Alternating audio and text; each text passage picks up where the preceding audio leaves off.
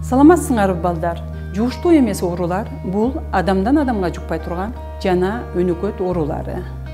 Жугуштуу эмес ооруларда жүрөк кан тамыр, дем алуу системалары жабыркайт. Аларга инфаркт, инсульт, кант диабети, рак оорулары жана дем алуу органдарынын өнөкөт оорулары кирет. Адамга терс таасирин тийгизген жугуштуу эмес оорулардын негизги 4 коркунуч фактору бар. Туура эмес тамактануу, физикалык активдүүлүктүн төмөндүгү, алкоголь ичимдиктерин ичүү жана тамеки тартуу.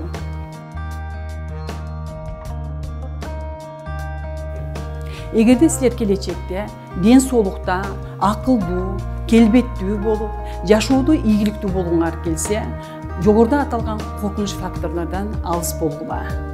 Азыр силер менен физикалык активдүүлүк боюнча талкуу жүргүзөбүз. Физикалык активдүүлүк бул энергияны чыгымдоону талап кылган скелет булчундары тарабынан аткарылуучу дененин кайсы бир кыймылы. Эми физикалык активдүүлүк ден соолукка кандайча оң таасирин тийгизет деген суроого токтололу. Келбет келишимдүү болот, сколиоз болбойт. Дененин салмагынын талаптагыдай болушуна түрткү берет. Дем алууну жана жүрөк кан тамыр системасынын ишин жакшыртат. Психикалык саламаттыктын жакшырышына көмөк кылат. Физикалык активдүүлүктүн жетишсиз болушу кандай көйгөйлөргө дуушар кылат? Жүрөк кан тамыр жана дем алуу системаларынын иши начарлайт, организмдеги зат алмашуу бузулат, иммунитет төмөндөйт.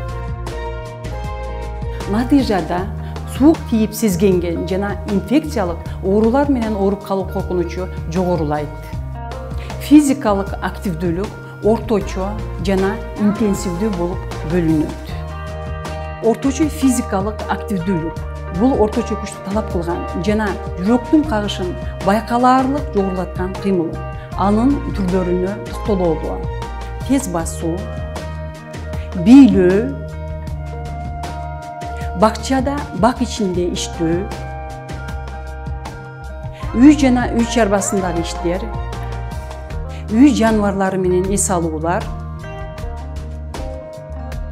негизги курулуштары, мисалы сырдоо, актоо, ат минүү. Өспүрүмдөр күн сайын 60 мүнөт орточо физикалык активдүүлүк менен алектенүүлөрү керек. Жогорку интенсивдүү физикалык активдүүлүк бул көп күч аракетти талап кылат, тез дем алууга жана жүрөктүн кагышынын олуттуу жогорулашына алып келет. Анын түрлөрүнө токтололу. Чуркоо, тоого тез чыгуу, чокуларга чыгуу, велосипед менен тез жүрүү, сууда сүзүү, аэробика менен машыгуу, спорттук мелештер жана оюндар, бул салттуу оюндар, футбол, волейбол, баскетбол жана башка ушул сыяктуу оюндар менен ойноо, күрөк менен иштөө же арык казуу. Жогорку интенсивдүү физикалык активдүүлүк менен алектенүүлөр жумасына 3 жолудан кем эмес болушу зарыл.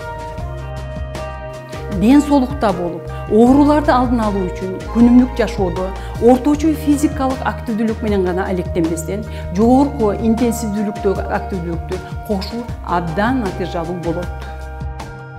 Физикалык активдүүлүк жаштарга өзүнө болгон ишенимди калыптандырууда, окуу, спорт, маданий жана башка ушул тармактарда өзүн көрсөтүүгө мүмкүнчүлүктөрдү түзөт.